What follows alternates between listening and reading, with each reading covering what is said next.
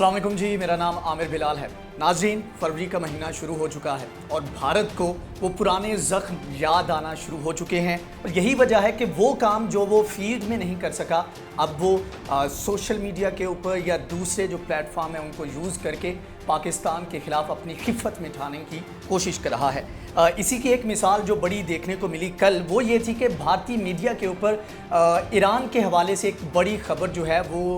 काफ़ी सर्कुलेट की और इसके ऊपर काफ़ी प्रोपेगेंडा किया गया कि ईरान की जानिब से पाकिस्तान के अंदर सर्जिकल स्ट्राइक किया गया है। और उसकी जब डिटेल में गए तो उन्होंने कहा कि 2018 में कुछ गार्ड्स थे ईरान के, रेवोल्यूशनरी गार्ड्स के जो दस्ता है उसके 12 के करीब, तो उनको अगवा किया गया था जैशुल अदल नामी कलदम तंजीम की जानिब से। तो उन्होंने कहा कि जब उनको पता लगा कि पाकिस्तान के अंदर ये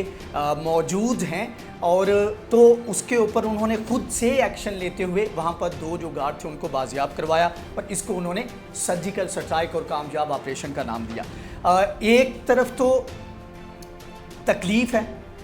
जिसकी मैं रीज़न्स आपको बताऊंगा, 4 से 5 रीज़न्स हैं जिसकी वजह से भारत ये सब कुछ करने पर मजबूर हुआ। लेकिन उससे पहले मैं आपको बताने की कोशिश करूंगा कि ये तमाम तर जो एक प्लॉट जो है वो बुना गया, बनाया गया, ये किस तरह फेक है, किस तरह झूठा है और किस वजह से ईरान कभी इस तरह का कदम पाकिस्तान के अंदर नहीं उठा सकता। सबसे बड़ी रीज़न ये है कि अगर पास्ट की बात करें तो पास्ट के मुकाबले में अभी प्रेजेंट में पाकिस्तान और ईरान के ताल्लुकात सबसे बेस्ट हैं। ऐसे कह लें कि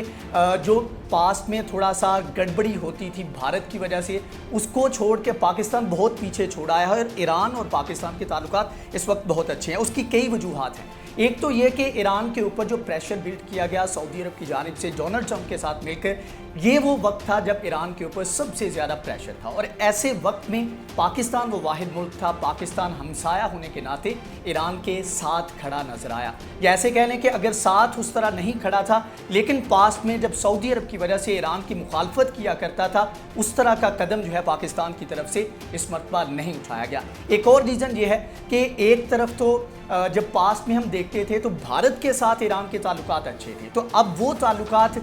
थोड़ा सा कह लें कि काफ़ी ज़्यादा कह लें कि वो लो पे गए हैं। उसकी रीज़न ये है कि जब अमेरिका की जानिब से पाबंदियाँ आयद की गई तो भारत की जानिब से अमेरिका को खुश करने के लिए ईरान के साथ जो मुआहदे थे, चाबहार बंदरगाह या दीगर जो चीज़ें चल रही थी, उनसे उसने अपने हाथ जो हैं वो खींच लिए, तो इस वजह से उस तरह ताल्लुकात बेहतर नहीं थे। तो ऐसे में ईरान को अगर कोई सूटेबल कंट्री लगता था या ऐसे कह लें कि लॉजिकल अगर अलायंस बनता है तो वो पाकिस्तान के साथ है। तो ऐसे वक्त में जब पूरी दुनिया की तरफ से एक प्रेशर बिल्ड किया जा रहा है ईरान के ऊपर, तो ऐसे में वो पाकिस्तान के अंदर इस तरह का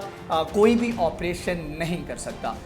तीसरी रीज़न ये है कि ईरान ने जब उसके ऊपर इस वक्त मुआशी तौर पर वो अपने लो पर है, बहुत बुरे हालात हैं और आने वाले वक्त में मज़ीद हालात बदतर होंगे अगर जो बाइडन इंतज़ामिया के साथ मामलात ठीक ना हुए। तो ऐसे वक्त में एक वाहिद मुल्क जिसने सबसे ज़्यादा सपोर्ट किया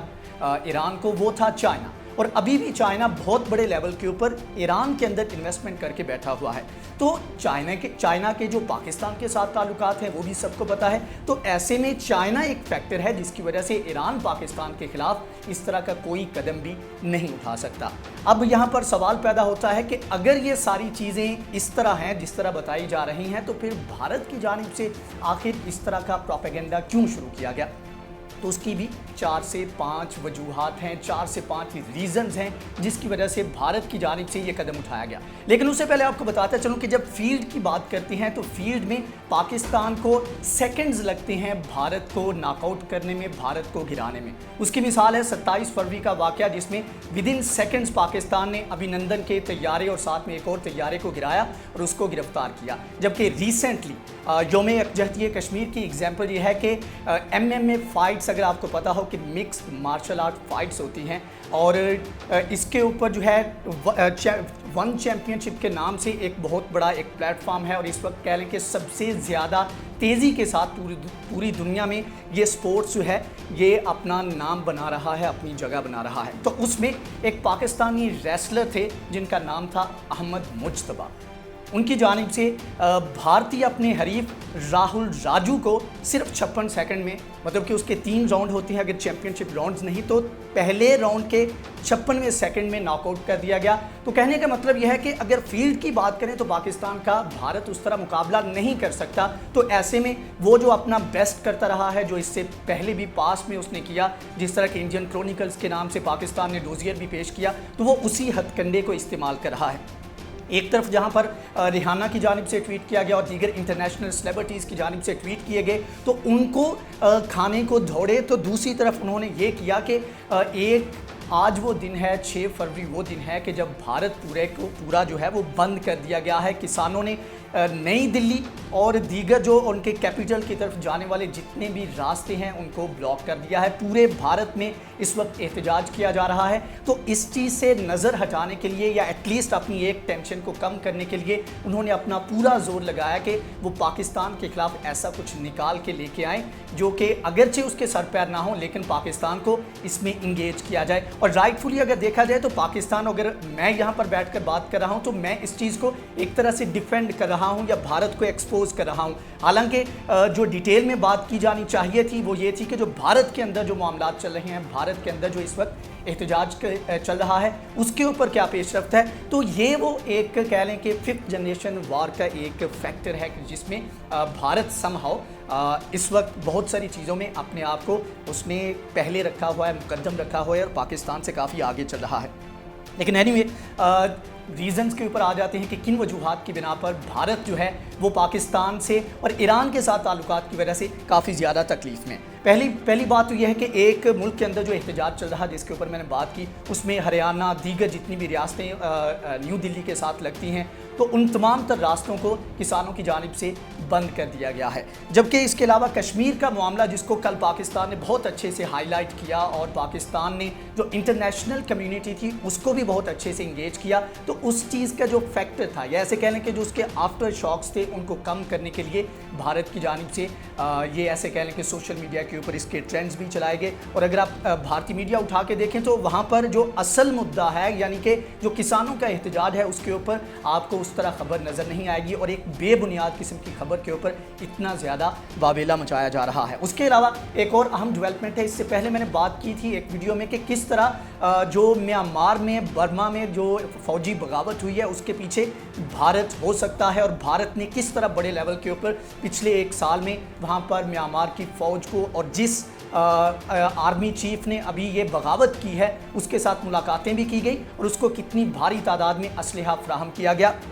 तो इसके ऊपर जो बाइडन की जानिब से जब अपना पहला फॉरेन पॉलिसी बयान दिया गया, पहला खिताब किया गया, तो उसमें ये चीज़ डिवाइस होती है, ये चीज़ डिसाइड होती है या पता लगता है कि अमेरिका जो है वो पूरी दुनिया के बारे में या किसी भी रीजन के बारे में उसकी पॉलिसी क्या होगी। तो इस तमाम तर सूरत हाल में भारत का कहीं नाम नहीं लिया गया, लेकिन जब अफगानिस्तान की बात हुई तो वहाँ पर पाकिस्तान का नाम मौजूद था, तो इस चीज़ की भी भारत को तकलीफ थी। दूसरा ये था कि म्यांमार के अंदर जो बगावत हुई उसके ऊपर काफ़ी ज़्यादा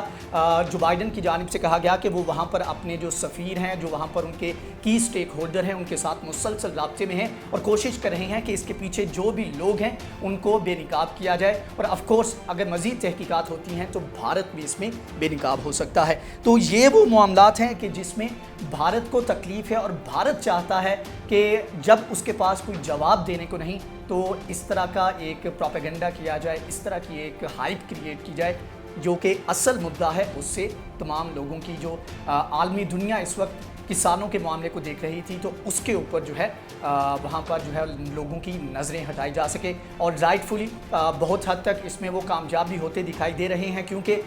इस वक्त जो रिपोर्ट्स आ रही हैं उसके मुताबिक भारतीय मीडिया के अंदर